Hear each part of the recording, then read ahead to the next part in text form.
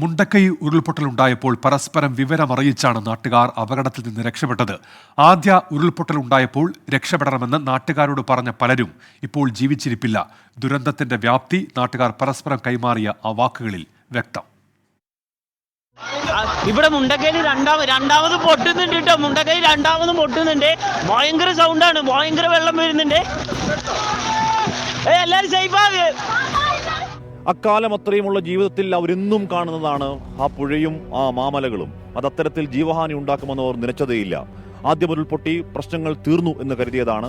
അഭയം തേടി മദ്രസയുടെ മുകളിലേക്ക് ഓടിക്കയറിയവരാണ്.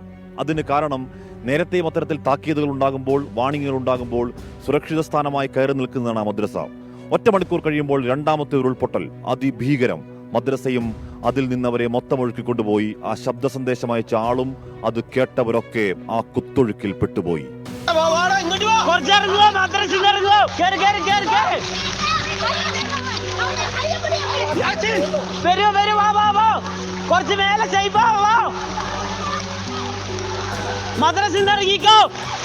ഞങ്ങളവിടെ പോകുന്ന സമയത്ത് ആദ്യത്തെ പൊട്ട് കഴിഞ്ഞപ്പോൾ ഞങ്ങൾ അവിടെ എത്തിയിരുന്നു. ഇവിടുത്തെ ആൾക്കാരെ രക്ഷപ്പെടുത്തിയതിന് ശേഷം ഞങ്ങൾ സ്കൂൾ റൂട്ടിന് കയറി. സ്കൂൾ റൂട്ടിന് കയറുമ്പോൾ സ്കൂളിനടുത്തിപ്പോൾ ബ്ലോക്കാണ്.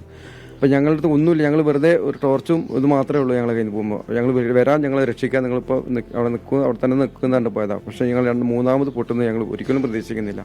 അപ്പോൾ ഞങ്ങൾ വീട്ടിലേക്ക് പോയപ്പോൾ നമ്മൾ അളിയനും ഉപ്പയും ഉമ്മയൊക്കെ താമസിക്കുന്ന വീട്ടിലേക്ക് പോയപ്പോൾ അവരവിടെ ഇല്ല, വീടൊന്നുമില്ല അവിടെ.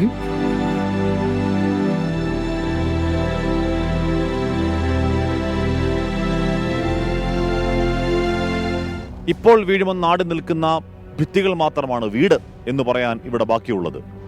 പാഞ്ഞെത്തിയ കരിമ്പാറകൾ നിറഞ്ഞ ഭൂമിയിൽ നഷ്ടസ്വപ്നങ്ങളുടെ ശ്മശാന ഭൂമിയാകുമ്പോൾ കിടപ്പാടവും സമ്പാദ്യങ്ങളും ജീവനോപാധികളും നഷ്ടമായ ജീവിച്ചിരിക്കുന്നവർ, മരിച്ചുപോകാതെ രക്ഷപ്പെട്ടവർ ചോദിക്കുന്നു, കേരളമേ, മുന്നോട്ടുള്ള കാലത്ത് ഞങ്ങൾ എങ്ങനെയാണ് ജീവിക്കേണ്ടത്?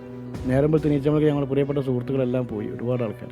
അതിനെപ്പറ്റിയൊന്നും നമുക്ക് വിവരിക്കാൻ കഴിയില്ല. ആ ഈ സ്കൂളിൻ്റെ നമ്മൾ ആ ഏരിയയിൽ നമുക്ക് ജീവിക്കാൻ കഴിയുമെന്ന് തോന്നുന്നില്ല. കാരണം അങ്ങനത്തെ ഒരു അവസ്ഥയാണ് അവിടെ ഉള്ളത്.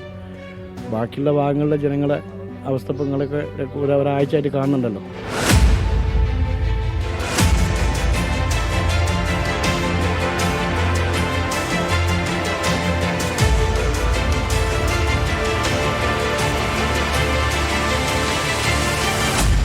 ആദ്യം കേട്ട ശബ്ദശകലം മാത്രമല്ല, നമ്മളിവിടെ കാണുന്ന ഓരോ മനുഷ്യരും ആ ദുരന്തത്തിന്റെ നേർസാക്ഷ്യങ്ങളാണ്.